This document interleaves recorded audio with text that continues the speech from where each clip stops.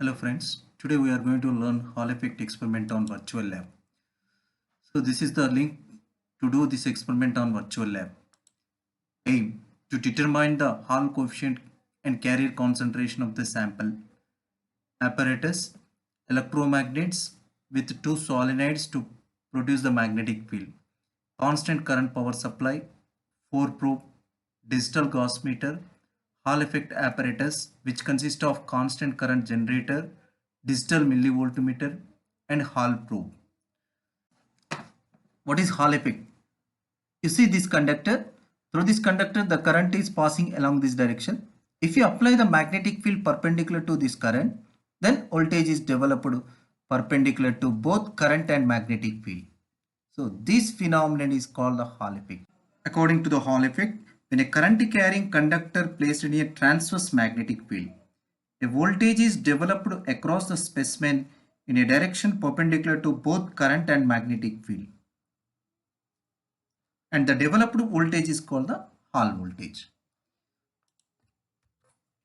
So I am assuming a rectangular slab which is placed along the positive x direction, and the current is passed through this slab along positive x direction by connecting a battery, and the magnetic field is applied in the negative y direction, and Hall voltage is developed along z direction. If it is a p-type semiconductor, then the charge carriers are holes, that is positively charged carriers, and the motion of these positive charge carriers is also in the same direction of the conventional current direction. And those positively charged carriers, they will experience a deflective force in the presence of this magnetic field. So the deflecting force acting on these positively charged carriers can be found by using Fleming's left hand rule. So according to the Fleming's left hand rule, if the current direction is along the middle finger and the applied magnetic field along forefinger, the deflection force acting along thumb direction. So as per this Fleming's left hand rule, the positively charged carriers, they will experience the deflecting force in the upward direction. Then the positive charge carriers are accumulated on the top face. And with respect to this top face, then the bottom face becomes negatively charged, and the electric field is set up that is acting from top face to bottom face. Due to this electric field, the electrostatic force is acting on these positive charge carriers in the electric field direction. At equilibrium, this magnetic deflecting force and electrostatic force both are balanced. In p-type semiconductor, the current is passing along this direction, then the positive charges are accumulated on the top surface because the positively charged carriers are majority carriers. But in case of n-type semiconductor, in the same direction of current is flowing, but the majority carriers are electrons. The motion of these electrons is opposite to the current direction, and the electrons will be accumulated on the top side. So if you see in both cases, the potential developed in p-type semiconductor is exactly opposite to the potential developed in the n-type semiconductor. So that's why the negative potential is generated in case of n-type semiconductor. Formula: Hall coefficient of the given specimen RH is equals to VHT by IB, where VH is the Hall voltage, T is the thickness of the specimen, I is the current passing through the specimen, and B is the applied magnetic field. And carrier concentration of the specimen, N is equals to 1 by E RH, where E is the magnitude of charge, that is equals to 1.6 into 10 power minus 19 coulombs. RH is the Hall coefficient. In the first part of the experiment, we are going to study the magnetic field versus current. Here the current is nothing but the current through the solenoid, which is going to be produce the magnetic field. So we will take the readings. So magnetic field values for various current through the solenoid. So they are tabulated in the first part of this experiment. And in the second part of the experiment, so we are going to find the Hall coefficient. To find the Hall coefficient, first we have to fix some values, that is current through the solenoid is fixed and the magnetic field is fixed depending upon the current through the solenoid, and thickness of the specimen is also fixed and the material is also fixed. So we can select any one of the material which are given in that portal.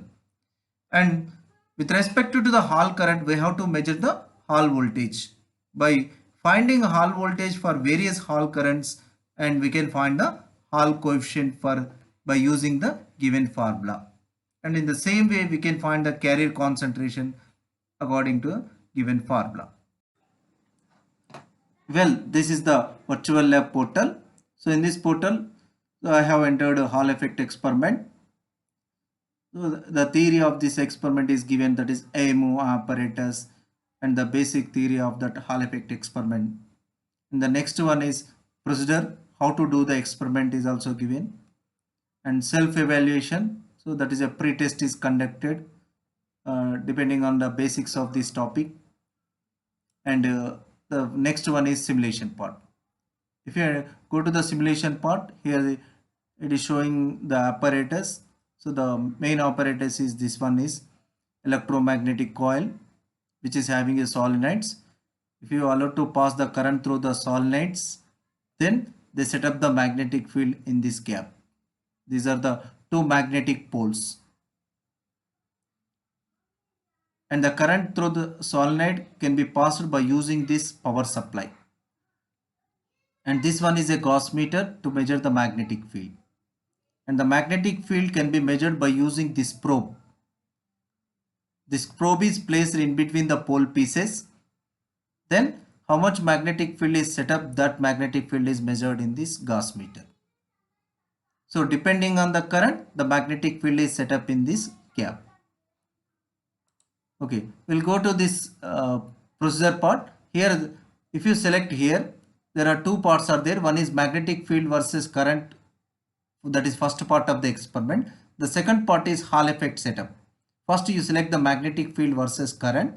Then you select insert the probe. So whenever you click on the insert the probe, you will find that the probe is placed on the wooden stand. And you click on the wooden stand, then it will be placed in between the pole pieces. So whenever it is placed in between the pole pieces, then the Gauss meter shows the how much magnetic field is acting there. Depending on the current, you will get the magnetic field. Here how much current is passed through the solenoids. So that is given here. So you have to select the current through the solenoids, that is 1 ampere. That one is shown in the analog meter also. Here it is showing 1 ampere current. To this 1 ampere current, the magnetic field set up in between the pole pieces will be equals to 0.1482. And you have to change the current through the solenoids. Then you can note down the magnetic field set up by these magnetic poles. You have to change the current by clicking on this 1.5 to 2.5. So like that, if you increase the current, then in the ammeter, the analog meter is also showing that very change in the current value. And depending on that current value, the Gauss meter showing the magnetic field. So by changing the current through the solenoids, we can find the magnetic field set up in between the pole pieces. So this is the first part of the experiment. So then after that, you go to the second part of the experiment. You select the Hall effect setup. So whenever you select the Hall effect setup, then Hall probe is also changed. So initial probe is used to measure the magnetic field setup between the pole pieces. But this is the actual probe through which the current is passing and magnetic field is applied. So whenever you pass the current and you apply the magnetic field perpendicular to that probe, then the voltage is developed. So that is Hall voltage. Here the current passing through the Hall probe and the voltage developed by this Hall probe, that can be measured by this device. So this device is used to measure the how much current is passing through the probe and how much voltage is developed. Both are measured by using the same device. Okay, then first of all you have to insert the Hall probe and you click on the stand, then it will be kept in between the pole pieces. And here it is showing how much current is passing through this probe. So this current and solenoid current both are different. Here this current is a Hall current. That Hall current is nothing but the current passing through the specimen which is placed in a transverse magnetic field. So whenever you place this specimen in a transverse magnetic field, then voltage is developed. So that voltage is measured by the same device. So to measure the voltage, just you click on the show voltage, then it shows the voltage. Okay, then to note down the readings, first of all you select the solenoidal current. The solenoidal current will give the magnetic field. So how much magnetic field we are going to apply? So that magnetic field is selected by using the solenoidal current. That is 2 amps is fixed. This is the solenoidal current is fixed, and depending upon the 2 amperes currents, then that will set up the magnetic field. And then you select the material. Germanium material is selected, and thickness of the specimen, that is also fixed. And for various Hall current values, then note down the voltage, Hall voltage. This is the Hall current. We can change this Hall current by sliding it like this, and that the respective Hall voltage is given. If you want to see that Hall current in this device, just you click on the show current, then it shows the current. And if you click the same one, then you will find the voltage. So in that way, you have to note down the Hall current and their respective Hall voltage values in this device. By noting this Hall current and Hall voltage, we can find the Hall coefficient by using the formula. Similarly, we can calculate the carrier concentration also. Thank you.